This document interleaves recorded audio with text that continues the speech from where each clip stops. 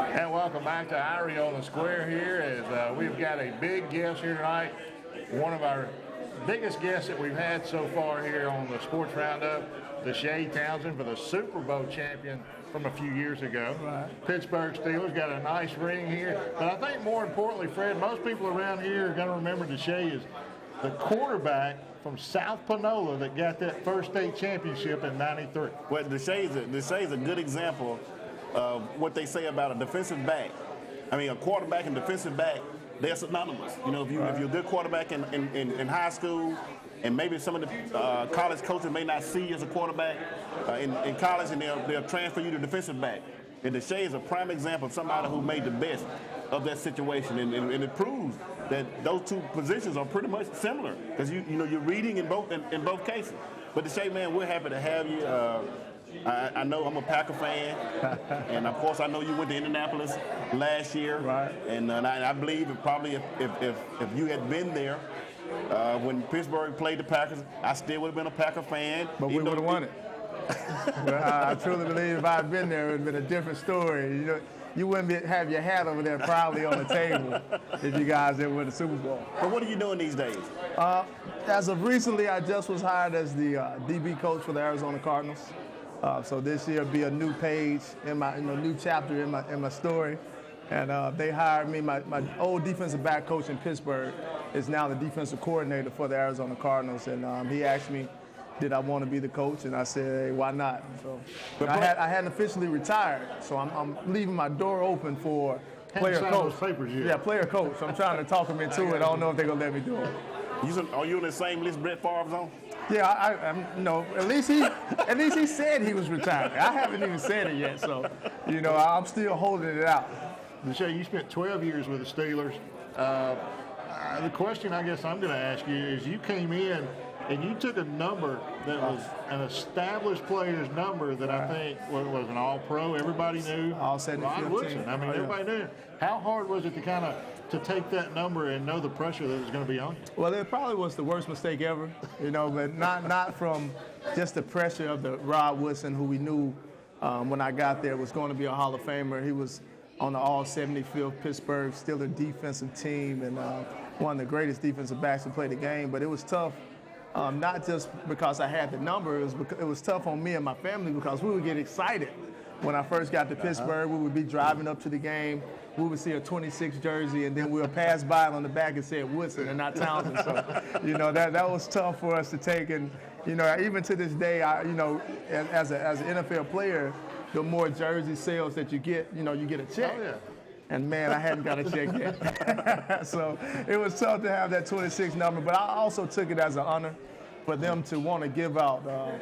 It's tough when they give out a number like that. They kind of expect something out of it. They either expect something out of you or they think they're going to get the number back quick because they're going to cut you. But it worked out well that I can say that he wore it for 10 years and I wore it for 12 years, so nobody else has been in that number for 22 years. And one of the biggest plays I think you had wearing that number was in the Super Bowl, right there in the last few minutes. Matt Hasselbeck was taking the team kind of down the field. Right. And you came in and pretty much stopped that with a big sack. And that was important part of what was pretty neat about the position that I played. Not only did I get to play corner, but I slid inside to play nickel when on third down. And man, I probably had just as many sacks as interceptions in my career. And Coach LeBeau is probably one of the greatest defensive coordinators to ever call the game, and he kept those inside guys involved just like we were linebackers.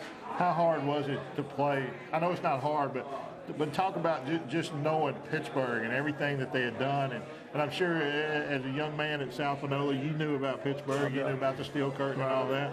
And to get up there and the fans and everything, how awesome and just an experience was man, it was amazing. But first off, growing up, my whole house, we were Cowboy fans. So it was kind of, well, I tell them, it was kind of punishment at first, but, now they're all Steeler fans. But, to get up there and to get into, coming from a high school like South Panola where we learned, that how it felt to win, and then you go to a tradition like Pittsburgh, and man, it's football 365 days a year. You have guys that come in the locker room, Mel Blount, Mean Joe Green. When you see Franco Harris in the locker room shaking your hand, you have some stuff to uphold. And then the way that they carry themselves, it only made you go out there and want to make those guys happy as well as your teammates. Well, how long did it take you from getting away from the awe of being able to be in the presence of those guys to knowing that I'm here, I deserve to be here, and now I'm a football player, I got to produce on the field? Because if I'm in Michael Jordan presence, a lot of people say they can't play the game from giving him his accolade. So how long does it take in a professional athlete for you to get rid of that feeling? Well, I think for me, we had a lot of older guys that kind of, I found out since I've been playing sports, you're only good as the guy up under you. Right. And we had a lot of veteran players that took the rookies under their wing. And we had guys like Jerome Bettis and Carnell Lake, Darren Perry, Cordell Stewart. Those guys told us, first off, it's a business. And that's the first thing that they told you. And they kind of explained that they have a group of guys upstairs, and their job is to find a guy that's better than you. So you better have that on your mind every time you go to work out, whenever you're in that playbook.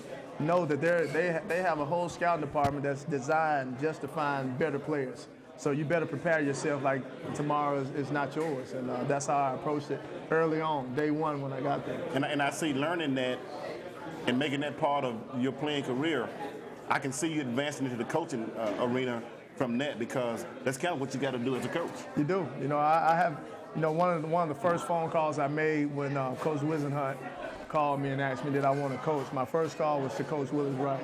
I called him and I said, what do I need to do to be a coach? I know what it takes to be a player, and I know what I like as a player and what I expect from a coach. But until you hear from one of the greatest guys that I knew, it was Coach Willis Wright. That was the first guy I called, and he just gave me some advice of approach it the same way. Know that it's work. Go out there and expect respect. Go out there and take it. You got to work. Don't treat them like they're your friends. Go out there, and what it is what it is. And that's the kind of coach that he was, and that's the kind of coach that I like. I love a coach that tells me something in July, and he's saying the same thing in February, because you can respect a coach that means what he says. But now I'm going to put you on the spot on this. You're getting into coaching. You played all these years. Now you're getting into coaching. How high do you want to go as a coach? What I'm saying is, you're going in as an assistant defensive back coach, right? But for the Cardinals, and then, of course, when you look at the type of character that you have, I think you've always excelled to the top in everything you've always done. Right. So do I see a Deshae Townsend 5, 10, 15 years from now being a head coach somewhere? The Lord willing, I do have a 5-year plan. I did a lot of interviews, and I said that, man, I probably have had the greatest set of coaches that any player can ever have. If you think about high school, I had Willis Wright. I go to college, I had Gene Stallings and Bill Oliver. I get to Pittsburgh, I have Coach Cowher, Coach LeBeau, Coach Tomlin. And if I could get just a little bit to rub off of me from those guys' knowledge that they have, I should be a pretty good coach. And one thing about it, whatever how I approach anything is, if I'm stepping my foot into it, I want to be the best. And I've worked under a lot of great coaches. I'm not scared to ask questions. As a coach, a lot of them get that ego on their sleeve and they forget about the other guys around you. And I think that's something that I would take into my coaching career, and wherever it takes me, and I'm willing to go with the ride. We've kind of skipped over part of your career because we haven't really talked about Alabama. Right. How was it, though, to go to Alabama and know that you had a former high school teammate that was going to be there? Was that a lot easier going over there? Yeah, it was a lot easier. It's always good to have, somebody that when you're going through those freshman pains and, you're 3 hours away from home and, you don't know what to expect. It's always good to have somebody beside you, not a guy that's, your teammate that's from another state, but a guy that you've been with since grade 1. And it made it a lot easier for us at Alabama. So when you're in that locker room in the NFL and you've got Alabama and everybody else in there from different colleges, right, and Alabama's winning as much as they have been, kind of bows that chest out a little bit for you. It does. We went through some rough spots, but it always makes it a little easier, to poke your chest out. But we always pull for anybody in the SEC. But I think more importantly for me is I get to talk about my high school. Guys in Pittsburgh, they follow some of the kids because they would come to my football camps. They would follow some of the kids from when they were in the Boys and Girls Club up all the way until they get into the NFL. I remember, for example, for Irie when he was in 4th grade and talking to him when he was a kid and going to the Boys and Girls Club and having them study and stuff like that. But it's neat to have bragging rights about your SEC and what school you went to. You talking about? And I know high school with South Panola being the #1 team in the country man. this past year from a little small town in Batesville, Mississippi. If I say North Panola, the guy's gonna say, well, who? Who you talking about? But when you talk about South Panola and where you played, and you look at tradition, South Panola, Alabama, Pittsburgh. Right. I mean, you've been with some heck of a teams, man. And I know those teams have been successful.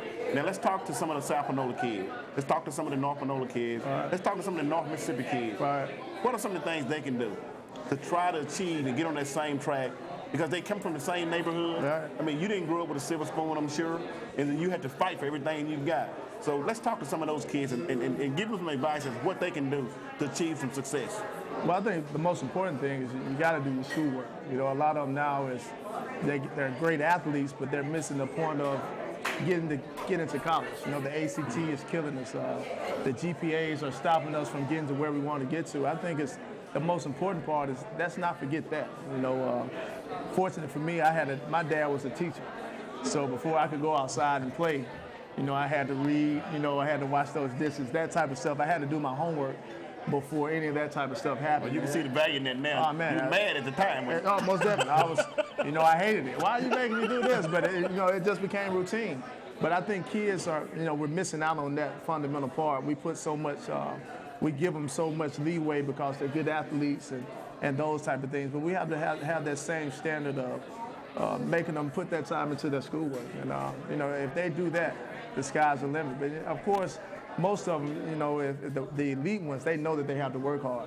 One thing that I do like, that I love to tell kids all the time is just because you're the all-star here, it's an all-star in every 50 states that's expecting the same thing you're doing. Exactly. So when you step on that college campus or whatever level you step into, it's going to get even more competitive. And, guys have to start seeing that. We have to start telling them those type of things of what they're going to expect. And, if they work hard, do their work, and then my main thing that I think that's helped me get to the point where I'm at, you have to treat people right. Right. One thing about me, if I never saw a hand that I wouldn't shake or somebody that I wouldn't speak to, it only takes a second to say, hey, how you doing? And I think if you make that a part of your life, it'll make you a better person. You'll understand that those little things matter.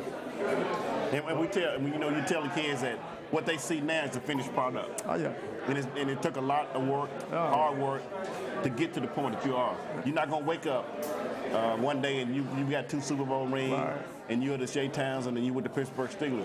It's in the trenches. It's respecting your parents. Oh, yeah. It's following authority. It's doing all those little things that become big things, and it's difficult to make it when you try to skip past those things. I think what happened with a lot of our kids now, they try to jump past those things, and they don't get the foundation. The foundation, to me, is the most important thing, the discipline. And you mentioned, and I respect you for going back to mention your high school coaches, man, because if it wasn't for Willis Wright, we won't have a Deshae Townsend as a Super Bowl champion and then a coach for the Arizona Cardinals. So we got to make sure that our kids understand that. Our biggest guest we've had so far, Fred, I'm going to go out and say, because nobody has had one of these that's come out and see us. And I didn't want to I didn't want to show out. I'm glad you brought it. I didn't want to show out because I could have put the other one on. I didn't want to come in here with 2 of them on, so I wore one. But it's just a blessing to be in this opportunity. And like I said, like we were talking this earlier, you can't forget where you come from. Right. And just know, for me personally, it was a lot of other people, not just coaches, teachers. The community has to also get involved with these kids and show them the way. We have to, do as much as we can for those kids to reach their potential. Well, DJ, Deshae, our spotters keep on circling his hand. Thank you to sing this time to wrap this thing up. Right. But we're gonna extend this for a second because we hadn't even talked about the NFL lockout. We're gonna take a break. We'll come back and we'll talk a little bit about the lockout, and we'll kind of put him on the spot. And we'll take a break. We'll come back to Irie's here in just a minute with more of the Sports Roundup from Irie's on the Square. Back right after this.